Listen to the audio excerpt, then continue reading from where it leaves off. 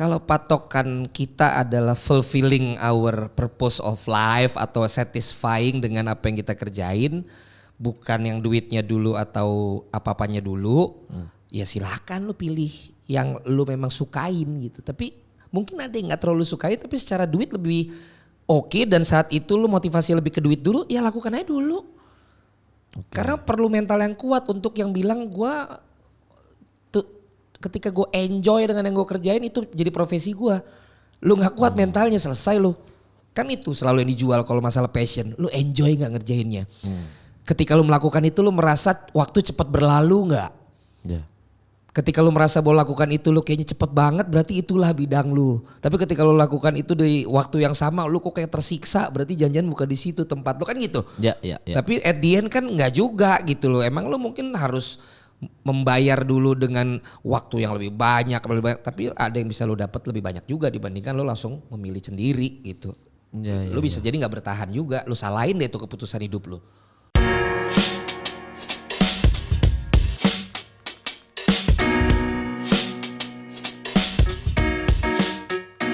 Oke bang, pertanyaan buat Bang Valen. Cita-cita lu sewaktu muda apa bang? Pemain bola atau pemain badminton. Sumpah? Ya. Oke. Terus enggak, lu gede di mana bang, maaf? Gue gede di Jakarta, di Jagakarsa. Oke, Jakarta. Sekarang dikenal dengan ada Sultan Andara. Orang yang masih pengen punya KTP Jakarta Selatan tapi bisa beli pengen rumah ada di lebih pinggir gitu. Tapi sekarang kan malah jadi daerah mahal karena Simatupang malah jadi pilihan buat kantor-kantor multinational company. Akhirnya bergeser jadi tol, terus kemudian sisaan tanah di Jakarta Selatan yang dalam tanda kutip dulu masih di pinggir. Jadi gue dari 82, jadi itu dulu orang gak ada yang lirik daerah situ, sekarang semua udah perumahan. Iya karena Dulu ya. Sultan lagi ada sultannya lagi sekarang. Ya, jadi sebelum ada sultan itu kita udah sultan duluan. Iya bener nggak ada salah karena kan lu bapak gua. Iya. Bapak gua. Sampai sekarang alhamdulillah kayaknya kekayaannya dan rezekinya tetap ngalir ke lo bang. Enggak, itu kalau kekayaan beda masing-masing. Karena gua nggak mau nerusin usaha dan pekerjaan bokap gua, jadi gue memilih jalur sendiri yang dulu untuk bisa berdamai dengan itu kayak film Ngeri-Ngeri Sedap lah. Jadi kalau di film Ngeri-Ngeri Sedap itu kayaknya para pemainnya masih banyak yang belum berdamai yang bapaknya kan. Malahan termasuk yang buat film pun gue lihat belum berdamai yang bapaknya. Jadi dia bikin film itu menginspirasi banyak orang tapi mereka tidak selesaikan dulu dengan orang tuanya masing-masing. Hanya itulah kekurangan film itu sebenarnya. Iya tidak sesuai ya. Harusnya itu jadi momen mereka pun berdamai dengan bapaknya, karena akhirnya gue bisa ajak bapak gue untuk nonton itu bersama dengan keluarga besar yang dulu tuh susah kita untuk begitu gitu.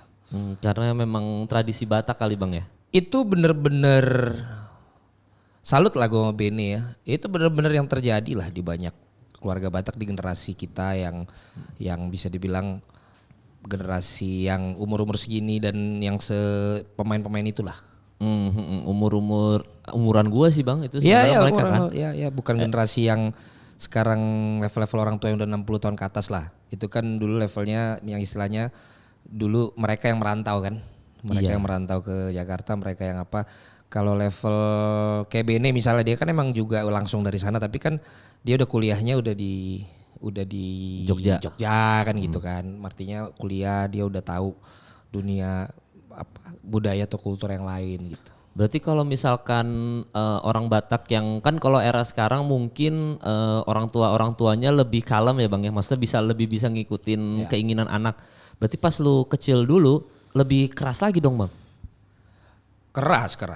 Sampai sekarang pun keras. Tapi mungkin karena ada satu mungkin yang memang input gue di film itu ya, di luar kesempurnaan semua film itu. Iya.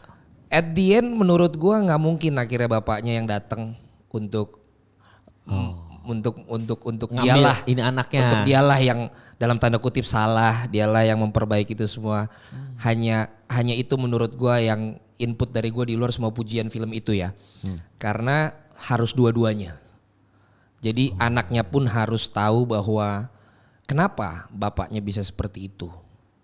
Nah bapaknya pun juga harus ngeh bahwa sekarang udah berbeda zamannya.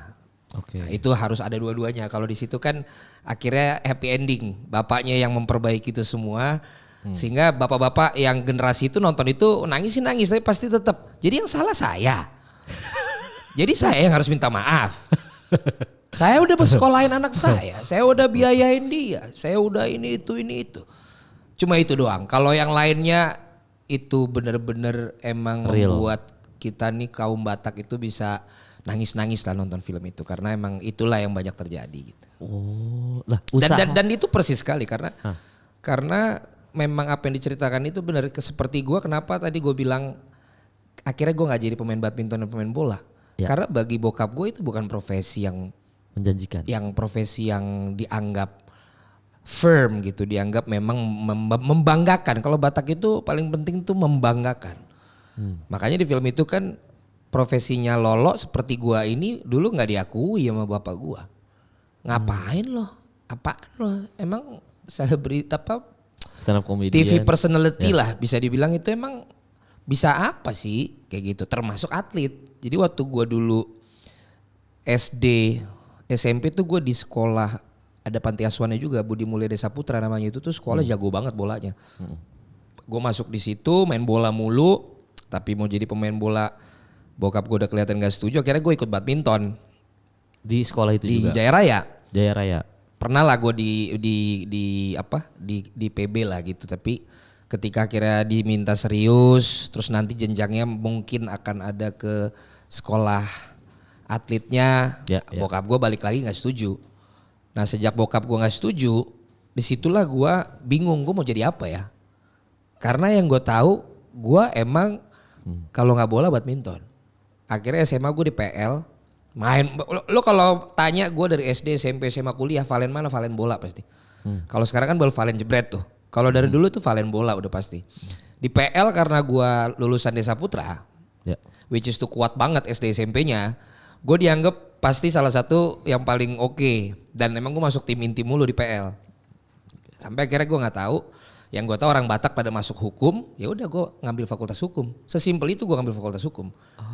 Bukan karena gue emang dari dulu ngelihat ini itu tuh. Iya. Gue mau jadi pengacara enggak. Karena akhirnya gue nggak tahu mau jadi apa. Dan waktu itu akhirnya IPA gue nggak cukup gitu kan. Sementara bapak gue kan teknik sipil kan. Iya. Ya udah gue masuk hukum di Unpad Di Bandung. Bandung. Ya. Itu ceritanya. Nah SD SMP disitulah kalau kita main sama anak-anak kampung nendang kencang tuh jebret kata-katanya. Jadi kalau di stand up callback gue. Wah, berarti callback dari masa muda lo ya. Masa muda. Aku ingatnya jebret gitu bang ya. Karena di situ gue disuruh cari kata unik. Ada 4 kata nggak ngangkat. Pas gue ngomong jebret ngangkat rame sosmed akhirnya itulah. Makanya gue ada satu utang gue ke teman-teman dan juga sekolah gue itu terutama kawasan Jagakarsa dan sekitarnya. Gue belum do something ke mereka rencana, makanya gue adalah mau bikin apalah gitu karena kalau nggak ada gue main masa kecil gue di sana jebret itu nggak ada. Ya nanti istilah jebret tuh gua akan kulik dengan sendirinya sih bang. Cuma usaha kan tadi lu bilang bokap lu punya usaha bang ya. Punya usaha dan sementara bokap lu juga orang Batak garis keras emang Batak beneran Batak dan kuliah teknik sipil. Tapi usahanya apa bang? Bokap gue kontraktor. Nyambung sama teknik sipil ini maksudnya? Nyambung ya? Nyambung banget ya? Nyambung banget. Dan yang sad story-nya dia akhirnya nggak sampai lulus kuliahnya. Karena dia kan merantau dari kampung itu seperti cerita banyak orang-orang Batak, numpang kapal, numpang keluarga di sini kenalannya, dia berjuang sambil kerja terus akhirnya punya uang sambil kuliah, tapi akhirnya dia kerjaannya lebih banyak dan akhirnya kuliahnya nggak sampai selesai. Tapi dia membangun kerajaannya sendiri di kawasan Jagakarsa itu karena dulu dia kuliahnya di ISTN. Kampus yang dulu terkenal kalau ospek tuh gokil, kalau demo ya? tuh gokil, juara-juara dayung. Nah di situ akhirnya dia membangun kerajaannya di sana sampai punya kos-kosan, punya tanah yang oke lah. Dan dulu kan nggak dilirik daerah situ. Entrepreneur dong jatuhnya bang ya? Entrepreneur abis. Bukan dari, jadi kalau pada saat nggak lulus itu bokap lu ini udah masih hidup kan Bang? Masih. Masih ya. Bokap lu ini berarti malu dong ke orang tuanya, ke kakek lu lah. Malu dong dia karena nggak lulus. Justru mungkin itu yang membuat kita semua anak-anaknya harus minimal S2. Oke. Jadi kita semua anaknya 6 orang harus S2 minimal. Makanya pokoknya kita rata-rata abis kuliah S1 harus S2. Tinggal ditunggu nih yang S3 duluan siapa. Karena satu-satunya yang belum bisa memenuhi ininya dia tuh ada yang doktor anaknya. Karena kita semua S2 semua. Berapa saudara lu Bang? Berenam Lu anak kedua. Oh, dan lu S2 Bang? Dan gue cowok pertama. Jadi kalau lu nonton Ngeri Sedap, cowok pertama itu yang membawa marga. Jadi kalau yang cewek kakak gue kan sudah dibawa oleh marga lain karena dia menikah. Jadi harusnya memang yang melanjutkan usaha itu adalah gue. Oke. Harusnya. Dan untuk bisa berdamai dengan akhirnya gue tidak melanjutkan usaha itu lama sekali prosesnya. Sampai akhirnya sekarang adik gue yang keempat, anak cowok yang kedua yang berada dalam core dan lagi diajarin bokap melanjutkan usaha bokap di adik gua. Gimana Bang cara lu meyakinkan orang tua lu gitu? Berantem ini berarti keras-kerasan bukan pukul-pukulan kan Bang? Bukan, ya bisa nggak teguran, bisa nggak ini gitu loh. Ya akhirnya berusaha saling membuktikan lah bahwa yang gua ambil ini adalah keputusan yang memang ya seperti lu senang menggeluti perusahaan lu, ya gue juga senang dengan apa yang gue lakukan sekarang. Dan itu perlu proses yang sangat panjang untuk bisa akhirnya bokap gue menerima bahwa gue punya kerjaan sendiri, sementara dia tetap harus menjalankan itu sendiri gitu sama nyokap gitu. Jadi proses yang panjang karena sebelum menikah bahkan istri gue sempat dibilang, coba lu kasih tahu dia kalau dia ikut saya, dia akan bisa dapat segini setahun. Coba lu tanya dengan kerjaannya sekarang dia bisa lebih gede dari ini nggak? Oh, kayak gitu. Gitu Bang yakininnya. Makanya si Desta kan kaget. Lu tahu kantor Desta? Nggak tahu yang baru. Yang di Vindes deh. Antasari ya? Nggak tahu. Rumah bokap gue sekarang belakang situ, Kemang rumah bokap gue. Wah, keren banget. Cuman gue di pinggiran. Tapi itu kan pilihan gue. Iya. Jadi dia udah bilang kalau lu udah memilih itu ya udah semua konsekuensinya harus lu tanggung. Gitu. Kalau gue mau enak, mau nyaman, bisa aja gue jadi kayak orang yang emang ikutan dia, terus kayak kerjaannya mah gokil karena dia irigasi kan. Kerjaannya kontraktor PU, pekerjaan pemerintah. Tapi dia jagonya irigasi, jadi lu emang harus main di rawa-rawa gitu. Nah gue kurang cocok beberapa kali dulu emang melihat kerjaannya segala macem. Kayak bukan gua aja gitu, bukan karena apa-apa sih. Tapi enak tuh cipratannya banyak tuh Bang, rawa-rawa ini Bang. Banyak banget, tapi ya gitu lu kan ketika ngerjain itu dedicated berapa bulan lu ngerjain. Iya soalnya jangka panjang ya pengerjaannya jangka panjang dan ya lu harus siap medan tempur di bidang itulah. Iya gitu. iya. Dan gue tidak merasa feel into it lah waktu itu, jadi ya udahlah. Soalnya gue kan juga bukan orang Jakarta Bang ya, sama kayak lu lah. Gue juga dari daerah Kalimantan Timur, gue Samarinda. Kalau Kalimantan Timur kan kebanyakan orang di sana kerjanya adalah batu bara. Ya jelas lah karena nih Kalimantan lah, kita ngomongin Kalimantan ya sumber daya alam banget, hutan-hutan yang ngurusin itu. Temen gue tuh banyak banget yang nawarin gue cuma ngurusin aspal batu bara Bang. Karena kan batu bara ini truknya gede-gede. Aspalnya rusak terus. Temen gue itu yang seangkatan gue rata-rata udah ngurusin aspalnya doang aja. Itu duitnya wuset gede banget Bang. Gokil. Cuma dedikasinya, makanya pas dia bilang kayak gini, Mal lu mau invest gak gitu? Invest apa? Invest beli truk aja. Kata dia bilang gitu. Gue pakai mulu Mal, itu kan pakai terus tuh bolak-balik. Sehari lu tarifin aja berapa, beli aja truk apa Fuso apa kan 500 juta tuh. Beli aja, beli 2 atau 3 kepake mulu Mal. Karena itu ini apa? Truk ini jalan terus, batu bara ini diambil terus lah. Nah ketika dia nawarin gua, cuma dia nyuruh gua untuk ke sana ke lokasi yang dimana itu jauh dari kota lah, udah jauh lah gitu. Dia cuma bilang gini, Mal nanti kalau di sana jangan heran kalau nggak ada internet, nyamuknya banyak, makan juga seadanya, cuma tidur mah enak. Cuma ya itu aja, kita emang ada di hutan aja. Nah nggak cocok sama gua Bang, di situ. Kurang lebih sama lah. Iya, dan orang daerah sama kayak lu. Untuk bisa jadi kayak profesi gue yang sekarang, perdebatannya sulit. Gue juga termasuk orang yang jangan ditiru teman-teman semuanya, ngelawan orang tua. Bahkan sampai Abis itu gue tuh sudah sering cerita, gue kan kuliah di Surabaya dulu ngambil teknik informatika bang. Ya karena keinginan orang tua ya, mau nggak mau kan kita harus tetap, nggak mungkin dia tiba-tiba kayak mau kuliah di mana IKJ, nggak ada istilah mau jadi apa seniman dapat duit dari mana, udah pasti begitu ya. Gue masuk ke teknik informatika, 1 semester gue kuliah di Surabaya nggak betah bang, karena anjing ini bukan gue tuh mikir kayak ini masa depan gue, kalau gue nggak terus di teknik informatika sampai gue lulus, berarti kan gue akan kerja berhubungan sama teknik informatika dong. Nggak mungkin gue jadi banker, nggak mungkin jadi entrepreneur. Gue ngerasa anjing masa depan gue masa di setir banget. Akhirnya semester kedua gue ke DO, bukan DO, keluar dari kampus Surabaya, diam-diam pindah ke Jakarta tanpa sepengetahuan orang tua. Uang kuliahnya tetap masuk tapi gue daftarin ke IKJ. Nah. Kayak gitu bang kalau gue. Momennya nanti gue tanyakan lu juga. Momennya disetujui adalah ketika gue itu ikutan stand up di semester 6 gue IKJ. Jadi gue ikut audisi Kompas TV, gue juara 3. Awalnya itu gue berantem sama nyokap, wah bener-bener berantem yang wah parah bang, yang bener-bener kayak wah gak usah pulang lah kesini lah, udah malu pokoknya gitu-gitulah, keluar kata-kata yang lu bingung mau jadi apa kamu bla bla ya gitu, sama orang tua bang ya. Begitu gue stand up komedi, gue udah juara 3 apa segala macam, ya udah habis itu kan gue sampai di sana ternyata banyak yang ngefans sama gue, temen-temennya nyokap gue dan bokap gue. Nah ketika gue pulang, teman mama mau foto di sini, disitulah momen akhirnya profesi gue di approve. Akhirnya itu perjalanan panjang. Nah momen lu ketika emang lu harus profesinya inilah, lu jalan gitu, momennya gimana tuh? Momen gue sendiri apa momen sama orang tua? Momen lu sendiri dan momen orang tua sih, terutama yang akhirnya ya udah boleh sok ayo jalanin profesi lu deh gitu. Momen sama orang tua gue pikir baru kayaknya. Jadi gue dapet cerita waktu akhirnya gue dapet Panasonic Award. Kata adek gue 2018 tuh, bokap gue katanya disuruh nonton, gue menang. Panasonic Award by the way tuh gak dikasih tau dulu siapa yang menang ya. Jadi emang gue gak tahu waktu itu bakal menang apa enggak. Kan viral gue 2013. Ya benar. Tapi entah gimana, lu tahu sendiri lah.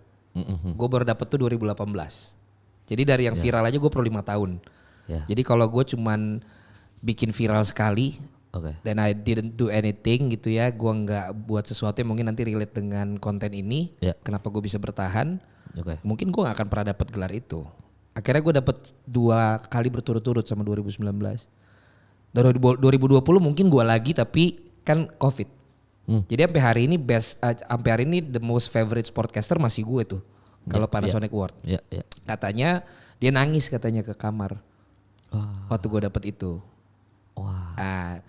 At that moment katanya juga dia sering sekarang ngomong sama keluarga besar atau orang gereja atau apa.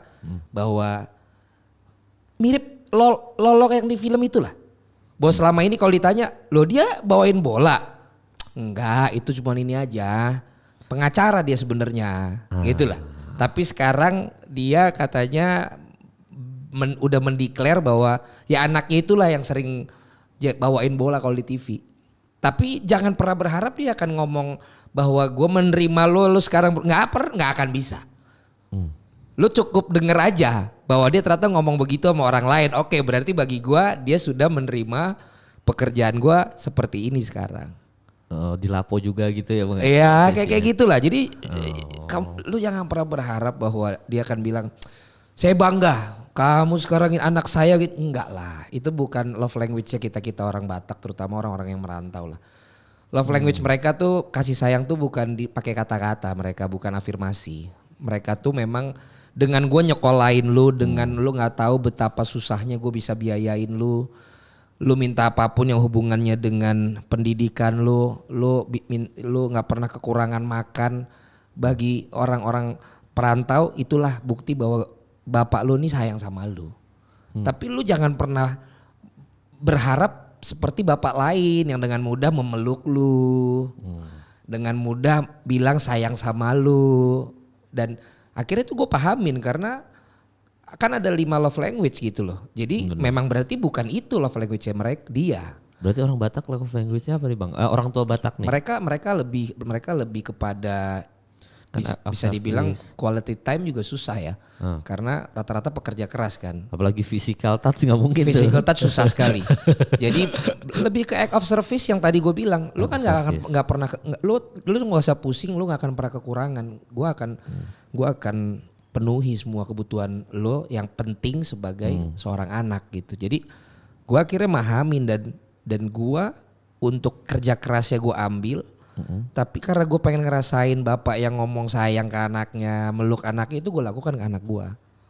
Oh, Gitu. jadi ke anak lu kayak gituin. Iya, jadi sekarang anak gue justru ribetnya adalah kalau gue pulang malam mulai nanya, lo di mana lo gitu. Kalau apa anak lu, Bang? zaman gue dulu ke bokap gue, semakin dia nggak pulang semakin seneng karena nggak deg-degan di rumah.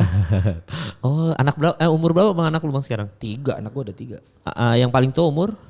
Baru ulang tahun 11. Oh, berarti ya umur-umur ya memang pasti nanya bapaknya kemana sih, bener? Oh enggak, dulu gue dari kecil, dari udah ngerti sekolah, gue berharap pokoknya bokap gue balik pas gue tidur aja.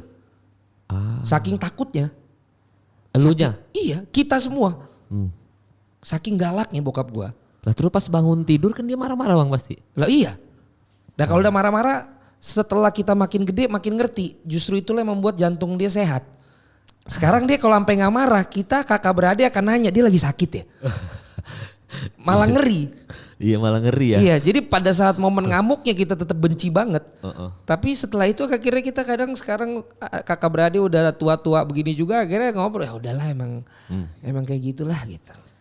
Anjing dari Jadi kayak di luar kerja keras ya mesti gini. Kita ngerti bahwa di luar anjing babi bangsat yang sering dia bilang, ada tekanan hidup yang memang dia alami. Tapi terkadang karena memang dia keras, ya sudah gitu loh. Karena actually gue baru buka di podcast ini kalau secara podcast ya, karena pada saat tahun 92 nyokap kandung gue meninggal. Akhirnya dia harus take care kita 4 anaknya dengan kerja sendiri gitu kan. Makanya yang 2 lagi ini adik gue dari nyokap yang sekarang. Jadi sekarang berenam. Gitu. Jadi setelah sekarang kita juga ngerti lah betapa dulu ya kenapa dia seperti itu dan kenapa cara ngedidik dia begitu, ya kita ngerti sekarang setelah kita juga pada punya anak. Baru sekarang kita ngerti gitu. Anjing, ini obrolan kayak sama lu kayaknya banyak nih Bang cabang-cabangnya ini seru banget. Gua saya seru banget ini. Iya karena kalau gue setiap ke podcast kan gue selalu lihat dulu mau dibawa kemana nih. Kalau orang langsung bilang jebret tuh gimana sih, gue udah nggak tertarik karena lu lihat di Google tuh bukan sombong tapi udah banyak. Tapi gue menunggu juga emang mana host yang akhirnya bisa, mana tuan rumah yang mengundang gue yang bisa ngulik gue dari sisi yang lain. Nah ini adalah background yang tadi, dan untuk bisa sampai ke situ Kemal, perjuangan gue tuh kagak main-main gitu. Gue kerja di kantor hukum, terus gue dapat kesempatan jadi sportcaster tuh akhirnya gue kerjain dua-duanya. Dan itu duitnya tuh parah banget dulu mah. Sampai akhirnya gue memutuskan gue cabut lah dari kantor supaya gue bisa fokus di sini sambil ngambil kursus presenter. Karena gue kan gak punya basic. Akhirnya gue gak kuat, gue berangkat pagi tuh tetap berangkat tapi sebenarnya gue udah resign. Jadi bokap gue gak tahu gue tuh udah resign. Sampai 6 bulan dia nelpon kayak curiga. Anak saya bisa bicara dengan ini, anak saya, oh anak bapak udah keluar dari 6 bulan yang lalu. Anjing. Itu makin tuh dia masuk gini, lu gak nurutin gue jadi kontraktor. Akhirnya lu gue restuin lalu di bidang hukum. Sekarang lu tinggalin juga bidang hukum untuk sesuatu yang secara akademis lu gue bayarin tapi lu tinggalin. Secara warisan udah gue bikinin, lu tinggal jalanin gantiin gue. Lu ngambil juga, lu maunya apa? Gitu, jadi kayak gue sekarang ngerti bahwa ya sesakit hati itulah bokap gue gitu loh dulu. Legacy perusahaan yang sangat sehat yang dia miliki tinggal gue jalankan sebagai pemilik itu gue ngambil. Dia udah berdamai dengan itu, ya udahlah dia berkarir di bidang hukum lah. Gue pengen lihat anak gue jadi pengacara hebat atau mungkin jadi jaksa, jadi hakim, jadi anggota DPR. Tadi seneng banget tuh kalau gue misalnya jadi anggota DPR. Ternyata gue nggak ambil juga. Lah, lu tuh mau apa? Kalau di bidang yang gue tuh gak bisa provide karena gue selama ini bikinnya di kontraktor, ataupun yang bukan di bidang yang lu gue sekolahin sampai S2 gitu loh. Tapi akhirnya gue ambil itu. Dan gue untuk bisa sampai ke situ Kemal, gue ambil kursus sendiri. Terus gue sempet dagang-dagang baju di tempat-tempat futsal. Jadi gue pulang kantor dengan gaji 3 jutaan. Gue ke tempat dagang dulu ada di The Balls. Dulu tempat mainnya Junot. Gue main sama Junot tuh dulu tuh. Di Veteran Bintaro. Gue bawa karung, gue bawa apa. Gue ngambil barang tuh sampai ke Cikupa kemana. Jatuh dari motor, dagangan gue jatuh. Jadi kayak gue keras ke anak buah gue sekarang atau ke tim gue sekarang. Karena gue bilang gue pernah ngalamin yang jauh lebih keras dari ini, dari lu gitu loh. Jadi lu jangan ngeluh kalau gue minta ini itu ke kalian. Karena gue pasti udah jalanin yang lebih dari ini gitu. Dan kalau gue mau pilih yang istilahnya gue bisa aman. Ya gue balik lagi ikut aja gue ke bokap. Ya udah sebenarnya. aman. Iya dan gue kenal lu tuh bener-bener dari lu jadi pengacara gue udah kenal tuh Bang sama lu. Yang waktu itu kan. Kelas public speaking kan gue ikut. Nah itu makanya gue kan bener-bener semua. Gue jalanin 360 community kan segala macam. Kan gue ikut semua tuh Bang. Yang lu jadi pengacara gue udah kenal sama lu tuh. Pokoknya lu jadi bintang tamu apa gitu ngomongin masalah hukum segala macam. Iya karena dulu kan akhirnya gue pakai ke APPI kan. Iya. Buat pemain kan. Iya gue bilang urusan hukum segala macam. Terus kelas public speaking gue ikut. Ya. Lu buka kelas kan. Gue sama Dias Danar tuh. Terus udah maksud gue kena berarti selama perjalanan hidup lu kemarin-kemarin gue ketemu lu itu lagi sesi berantemnya Bang ya. Wah lagi kenceng-kencengnya tuh ya. Ya emang nggak di acknowledge gue. Nggak di acknowledge maksud gue apa lo gitu lo mau ngapain gitu. Kayak gitu jadi tapi gue tuh selalu orangnya paling senang diremehin. Oke. Jadi makanya prove them wrong itu tuh bener-bener jadi bagian dari prinsip hidup gua gitu. Bukannya gue pendendam, tapi kalau gua ditolak atau gua dianggap remeh gitu sama siapapun itu, gue pasti dendamnya tuh gua akan buktikan lu salah. Gua akan buktikan bahwa lu tuh akan satu waktu lu akan butuh gua atau lu akan baik-baikin gua atau lu akan berbalik bahwa yang gua buat ini atau yang lu putuskan dulu adalah salah untuk menolak gua atau lu meremehkan gua gitu. Kompetitif berarti lu Bang.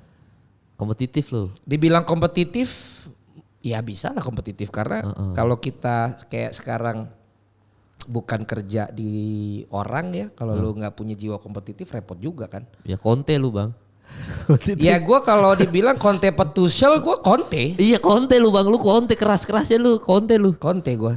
Iya kan. Jadi kalau gue galak di lapangan segala macam itu yakin gue karena dari bokap kalau itu mah. Konte kan gitu. Wow, kan setiap foto dia ekspresinya kayak kayaknya konte darah-darah Batak ada dia konte mah. Sedikit banyak gue lihat darah Ita, ya konten, Itali, ya dengan kan gitu dia, ya kayak Batak lah, ekspresif banget kan. Marah-marah, tapi bener, anak-anak didiknya jadi bener, Tottenham jadi ya adalah perjalanan menuju bener lah. Ya kalau Justin nggak setuju tetap statement itu kan, tapi kan gue bukan Justin. tapi Bang ya, kalau ini ngomongin spiritual sedikit ya Bang ya, banyak orang yang pertanyakan juga ini pertanyaan ke gue juga diri gue sendiri, katanya restu orang tua tuh segala-galanya Bang. Betul. Tapi buktinya sekarang ya kita termasuk generasi melawan orang tua, bukan melawan secara gimana ya, melawan dalam tanda kutip ingin membuktikan bahwa pilihan kita itu sesuatu yang benar untuk kita jalani gitu. Lu berasa gak kalau dengan melawan orang tua ini rezeki lu jadi seret di pertengahan jalan? Enggak kan Bang ya? Aman-aman aja kan? Atau lu ada momen kayak anjing gue menyerah lah untuk melawan orang tua, kayaknya gue harus balik ke hukum lagi, ada gak momen kayak gitu? Momen untuk gue kayak ngelihat bokap kok jadinya gak ada yang support karena harusnya gue gitu. Kalau lagi bengong-bengong mah ada. Cuman ketika gue sedikit mulai membantu gitu, pasti banyakan berantem ya. Banyakan berantemnya gitu. Jadi daripada malah berantem, gue pikir udahlah lu dengan kerjaan lu, gue dengan kerjaan gue. Kalau urusan keluarga kita jalanin, tapi kalau urusan kerjaan ya udahlah gitu. Jadi mirip gini, gue sama lu temenan aja deh, tapi gue gak usah bisnis sama lu. Kan ada temen yang emang gak bisa diajak bisnis kan? Ada banyak. Karena banyak yang nanti malah pertemanan kita rusak. Iya. Gue kurang lebih seperti itulah. Karena at the end akhirnya gue susah pun atau apa, bokap gue pasti gak mungkin dia tetap gak ngedoain kita, gak ngebantuin kita lah. Kurang lebih gitu menurut gue. Sebaliknya juga saat keluarga yang masih ada di rumah bokap sekarang ternyata butuh apa yang dalam hubungannya dengan keluarga, pasti kita datang, kita support lah gitu. Jadi bukan murni yang kita berantem jadi nggak ngobrol, nggak teguran, enggak. Tapi kita udah tahu deh, udah kerjaan mah kerjaan, urusan keluarga. Jadi urusan keluarganya tetap jalan terus, urusan kerjaan ya dia dengan dunia kontraktornya, ya gue dengan dunia TV Presenter. dan lain-lain itu. Iya, Lebih ke iya. situ aja sih. Tapi momen yang lu tanya tadi, setelah lu tanya mungkin iya juga ya. Momen sedihnya gitu ya kayak Bukan, maksud gua balik ke hukum anjing gue nyesel jadi presenter gitu bang maksud gue bang. Bukan balik ke hukumnya, tapi lebih kepada kok dulu yang gue mulai sekian lama segitu-segitu aja gitu. Sementara teman-teman gue yang baru-baru nongol udah naik gitu. Sementara gue perlu berproses yang lama gitu. Nah setelah gue pikir-pikir berapa tahun ke belakang gue mulai naik kayaknya sejak bapak gue udah kasih restu dah secara diem-diem itu. Berarti ada magisnya Jadi ya? mungkin ada menurut gue. Ya ini pas lu tanya gini gue jadi nggak. Iya ya sampai sebelum momen yang itu tuh gue kayaknya mandek-mandek deh. Tapi sejak yang itu kayak gue mulai ada iklan, mulai ada ini, mulai ada itu. Baru kepikiran nih gue. Bener juga berarti. Berarti ada restu orang tua tuh penting tuh bang ya. Menurut gue. Doa ibu, Ajis doa ibu kan. Iya. Ajis juga Batak. Oh Batak ya? Iya Ajis Batak kok. Oh, Ajis Batak. tuh ya kalau nggak salah Batak kata Ajis doa ibu ya. Kalau nggak salah ya. Kalau nggak benerin aja kalau salah ya. Seingat Gua gue sih nggak tahu. Batak seingat Oh, gua. Batak juga? Iya sering bercanda sama Boris juga kan. Ya kalau Boris Batak Bandung kan. Iya. Kayak Coki dia. Iya Ajis tuh kayak darah-darah Batak deh. Ajis ya kalau salah mohon maaf nih Pak Pres. Tapi ya gitu maksudnya restu orang tua berarti secara nggak langsung. Coba kalau gue telaah bang ya. Kalau lu enggak kan? Kalau gue kayaknya iya deh ternyata. Gue tuh kan pas gue ikutan, gue tuh baru ketahuan gue kuliah di IKJ tuh pas semester 6 belum stand up tuh bang. Jadi gue masih kuliah bener, habis itu gue ikut stand up. Setelah stand up kan gue juara 3, orang bilang oh ini bisa masuk final, gue juara 3. Habis itu gue baru di situ kan udah mulai populer gara-gara juara 3 bang ya. Berarti udah mulai banyak yang ngefans apa segala macam pada masa itu ya teman-teman. Jadi udah Emang banyak sekarang ya enggak kan sekarang udah pasti tergerus sama Bonge JJ atau Atta Halilintar Lagi ya ya? Ricis ya bang. Makanya bang. Jadi pas dari situ yang orang tua gue, ayo teman mama mau foto. Di situ kan udah dapat restunya. Setelah Ya. itu kan dapat film bang gue bang. ya kan? Berarti restu orang tua ada tuh. Berarti bener juga dong. Secara kita tidak perlu declare, secara tidak yang seremonial, udah lu gue restuin mulai sekarang ya kan enggak juga. Enggak. Tapi kan kita bisa lihat dari momennya. Oke. Nah momen gue kan tadi yang bokap gue ternyata lihat gue ngangkat piala bla bla bla. Akhirnya gue mulai dapat iklan segala macam. Momen lu ketika kira nyokap foto nih anak gue gini, lu dapat film. Nah, ayo. Iya. Jadi nggak bisa enggak. Iya juga ya. Nggak bisa enggak karena kita gini ngomongin ini tricky. Oke. Mal, gue ngomongin passion tuh ke banyak perusahaan. Akhirnya di setiap bulan akhir bulannya kata HRD-nya banyak yang mau ngajuin resign. Oke. Karena gue cerita kisah gue ini ke banyak Karyawan. perusahaan. Karena kan gue corporate trainer kan. Sampai kalau gue di order lagi di batch berikutnya gue di note. Untuk bagian yang ini jangan terlalu gini Len. Karena setelah itu biasanya banyak yang ngajuin surat resign. Nah, makanya gue ngomong juga ke teman-teman komika kan. Sering merasa udah mulai ini resign. Ya. Ya sebenarnya itu harus perlu pertimbangan yang sangat tepat ya. Apa yang lu ingetin bang ke karyawan nih sampai dia mau resign? Apa yang lu bilang? Ya gue mengatakan itu bahwa gini, lu sekarang kerja di sini basically apa motivasi lu? Misalnya karena akademisi lu doang kah? Karena orang tua lu menginginkan lu ada di posisi ini? Atau karena lu melihat setiap hari Senin lu semangat untuk mulai kerja? Gue bilang. Kalau setiap Senin pagi lu gak semangat mulai kerja, mungkin lu gak di sini kerjanya. Gue gituin. Anjing. Karena gue sekarang dengan profesi gue ini setiap hari ada kerjaan gue excited untuk lakukan gue bilang. Tapi waktu gue lawyering Senin pagi gue males harus masuk kantor. Kalau disuruh lembur gue hitung-hitungan karena sampai jam berapa nih gitu. Gue jadikan patokan gue senang banget dengan kerjaan gue yang sekarang dengan teman-teman yang di kantor tuh seperti itu gitu. Dan ternyata kayaknya abis itu gue gunakan cara yang berbeda. Karena masing-masing akhirnya terpancing untuk iya ya gue gak di sini nih ternyata. Wah gila. Gokil juga sih sebenarnya tapi jadi bad influence bang ya untuk karyawan di situ ya. Iya sehingga akhirnya strategi itu gue lakukan kalau kepada entrepreneur. Tapi kalau untuk karyawan yang memang karyawan tetap cara gue menyampaikan berbeda. Poinnya adalah bahwa kompensasi dan kontribusi lah gitu loh. Lo pikirin kompensasi dulu apa kontribusi dulu. Kalau lo pikirkan kontribusi dulu dengan apa yang ada dalam diri lo, baru lo ngomongin kompensasi, berarti lo di tempat yang tepat.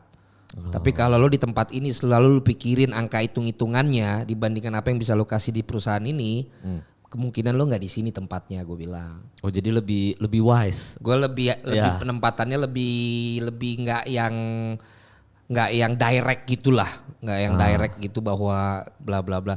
Terus gue bilang juga kalau ternyata lo misalnya punya skill yang lain yang lo suka gitu, gue bilang karena kan basically kan 3 knowledge, skill, attitude kan. Ya. Kalau knowledge lo dapet dari kuliah lo, kalau skill lo bisa dari pengalaman-pengalaman lo kan, attitude ya murni dari diri lo.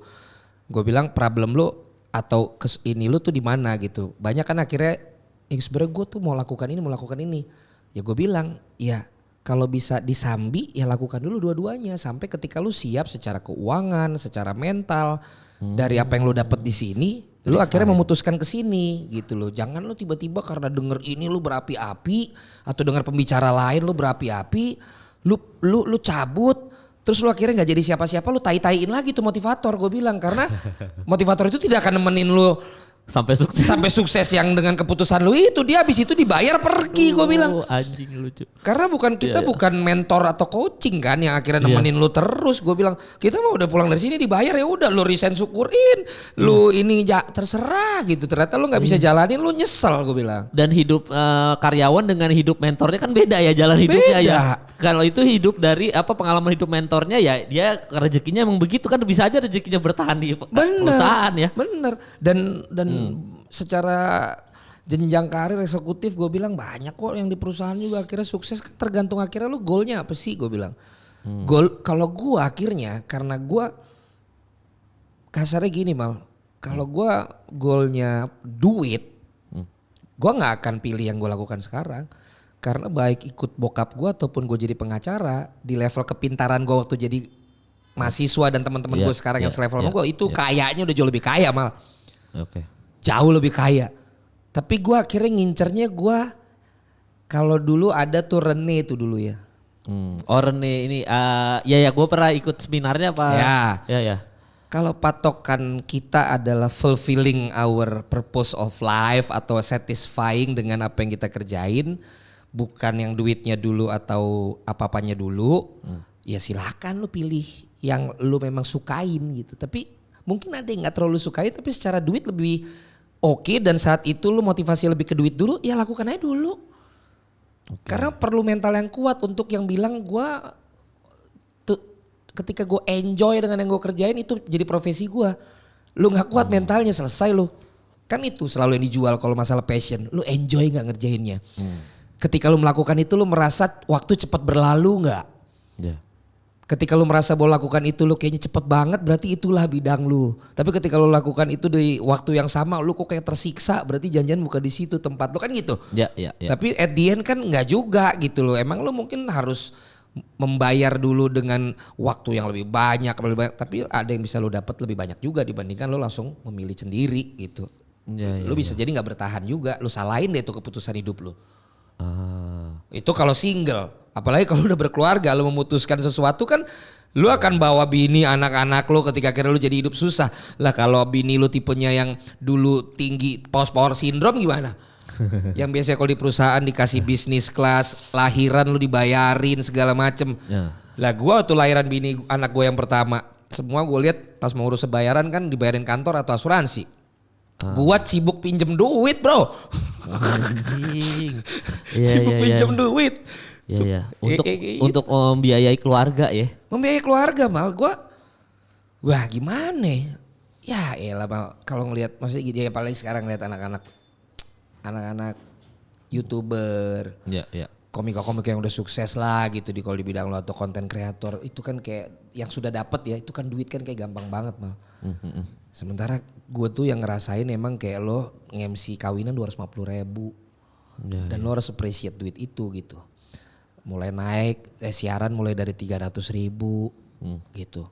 Kayak makanya gue kadang tuh sekarang suka apa ya kalau orang-orang yang ngasih publish rate tuh gede banget terus kayak di approve gitu, kayak kaget ya. Mas gue kok bisa? Sebenarnya kita ada di dunia kapitalis sesungguhnya kan. Gitu loh, bahwa lo itu kru TV. Berapa bulan gajinya untuk dapat sekali lu tampil kan gitu. Kalau dipikir-pikir. Terus lo bisa gitu kayak belagu sama teman-teman kru TV gitu, lo nggak mikir ya gitu loh. Dia perlu kerja setahun kali untuk lo bisa dapet cuman kayak 2 kali atau 3 kali tampil gitu. Di mana kesetaraan itu? Gitu. Ya juga ya, kita suka Di situ bentak-bentak. kadang-kadang orang TV juga suka cari side job kan. Entah MC di luar sana. Bukan dong. Ap- Ya untuk cari-cari lah gimana Iya, caranya iya. karena nggak adil gitu loh. Iya. Nah, ya buat makanya teman-teman juga lah yang udah angkanya tinggi-tinggi kalau ke kru jangan lupa lah. Itu Baik-baikin itu ya. gokil-gokil lah mereka tuh gitu. Jadi Iya. kadang gue ngerasa gitu ketimpangan itu karena kayak sekarang aja gue bisa di titik ini tuh kayak gue kayak suka percaya nggak percaya karena bagi gue kayak ini sesuatu yang dulu gue tuh perlu berapa puluh kali lipat gitu untuk melakukan pekerjaan yang sama sementara sekarang kayak cuma sekali 2 kali bisa dapat segitu gitu. Itu kan ketika lo emang mulainya dari ratusan ribu sampai akhirnya bisa puluhan juta ratusan juta lo akan tahu kok value itu tuh nggak apa ya, ada prosesnya untuk bisa sampai ke situ kan. Nah, lu tadi kan sempat pinjam duit Bang ya, pinjam duit terus habis itu untuk biayain keluarga lo segala macam. Biayain keluarga gue enggak. Oh keluarga gue sendiri. Iya, keluarga lu sendiri yang Karena tadi lu keluarga bilang. bokap gue settle. Nah, ini kan keluarga lu sendiri. Karena tadi. bokap gue bilang begini ke bini gue juga. Apa? Kalau emang dia pilih jalan hidupnya, jangan sampai bawa cucu-cucu saya kalau dia lagi nggak punya duit ya. Atau kamu minta-minta untuk beli susu atau apapun. Karena dia memilih untuk jalan yang ini. Wah. Disitulah gue kayak, oke, gue akan buktikan cucu-cucu lu setiap sehat gue bawa ke rumah bokap. Antonio Conte garis keras lu Bang. Nah, jadi kan kalau tadi lu bilang sempat pinjam untuk biayain keluarga lo gitu ya, pinjam duit. Lu nge-MC 250.000 di mana lu meninggalkan pekerjaan lama yang mungkin sudah ada duitnya gitu. Berarti ada momen ketika lu apa salah, maksud gue kayak sedih nih, gue kayak berapa lama ya gue bakal sukses ya, ada gak kepikiran yang gitu-gitu Bang yang ngedistract lu untuk menuju goal lu sampai sekarang? Pasti ada halangannya tuh di tengah-tengah tuh. Momen paling meledak gue 2013.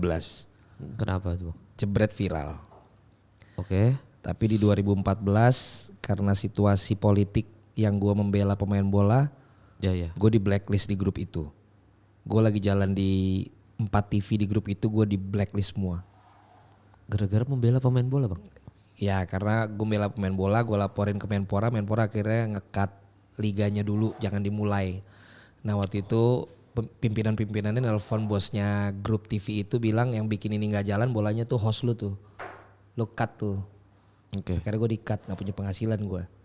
Oke. Salah satu duit gue lagi adalah dari lembaga training tuh yang sering pakai Panji juga. Guru marketing. Ya. Dan gue one of the top 10 trainer di situ. Oke. Tapi ada satu cerita gue difitnah sama salah satu kliennya. Tanpa gue diajak diskusi gue langsung di grounded juga. Setelah 3 bulan gue gak tahu, kalau gue tahu ternyata di grounded, makanya gue gak dikasih jadwal. Akhirnya setelah 3 bulan gue mulai diajak lagi. Somehow gue akhirnya tahu gue tuh di grounded. Nah dasar gue orang Batak, gue bilang oh ternyata gitu, udah gue gak mau lagi juga di sini. Jadi at that moment gue gak punya kerjaan di TV, gue gak punya kerjaan di Off air. ngajar. Oh ngajar. 2. Akhirnya gue pinjem duit lagi. Ke Perancis lah gue ngebonek buat nonton Euro. Ke Perancis. 2016. Baru gue kenal IG, baru gue kenal YouTube. Oke. Modal pinjem duit 50 juta.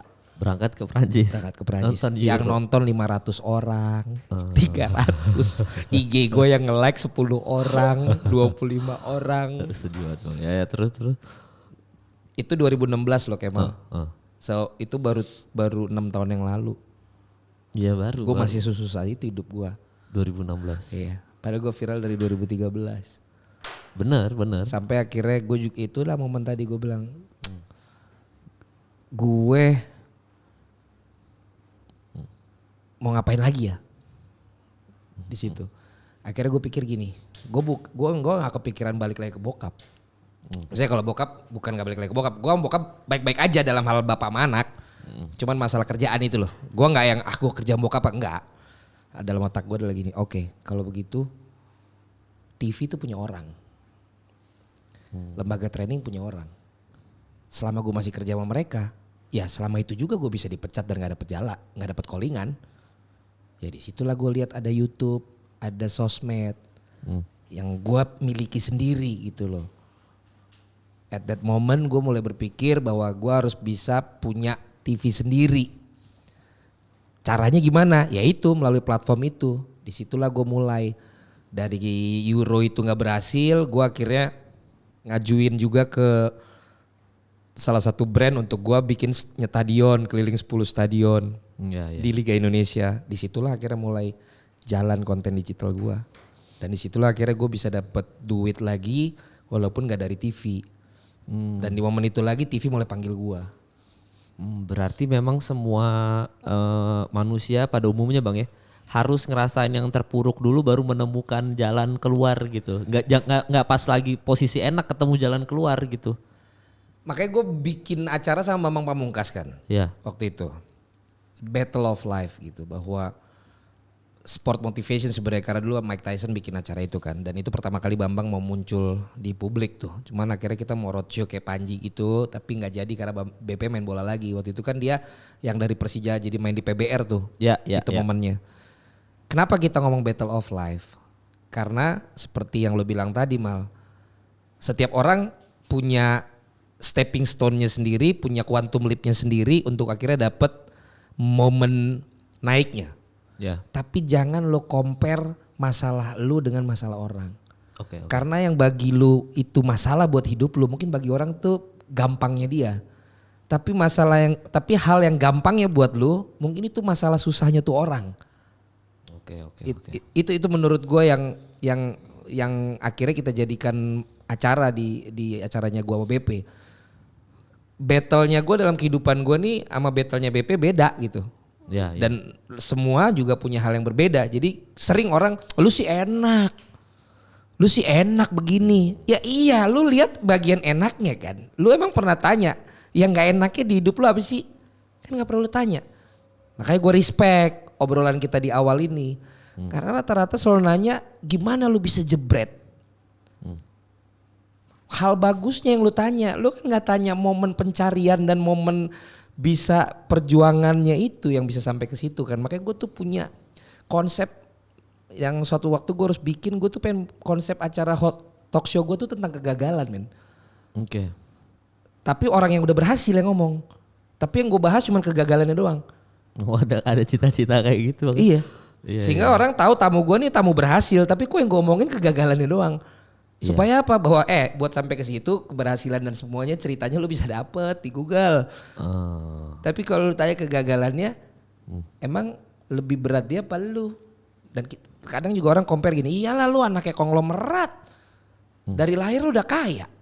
Men, anak yang udah lahir dari kaya, anak udah kaya dari lahir punya masalah lagi yang berbeda dengan masalah kita. Yang emang gak kaya dari lahir gitu. Tapi lu gak usah lu compare. Masalah beda. Ada aja masalahnya orang kaya aja. Lu enak bapak lu berbintang 2, bintang 3. Ya lu tanya dulu. Enak gak? Gimana tuh rasanya gak enaknya jadi anak bintang 2, bintang 3. Udahlah lu anak petani. Ya udah. Kenapa emang? Malah sebenarnya bapaknya itu konglomerat atau kaya. Beban anaknya loh. Kalau sampai dia tidak bisa minimal seperti bapaknya. Coba. Cuma generasi kedua emang generasi ngancurin kan gitu. Generasi pertama menghasilkan, generasi kedua apa, generasi ketiga kan ada itu istilahnya. Ngabisin doang kan ada istilahnya. Jadi nggak bisa kita compare dan akhirnya endurance yang paling penting kan, kemampuan lo bertahan.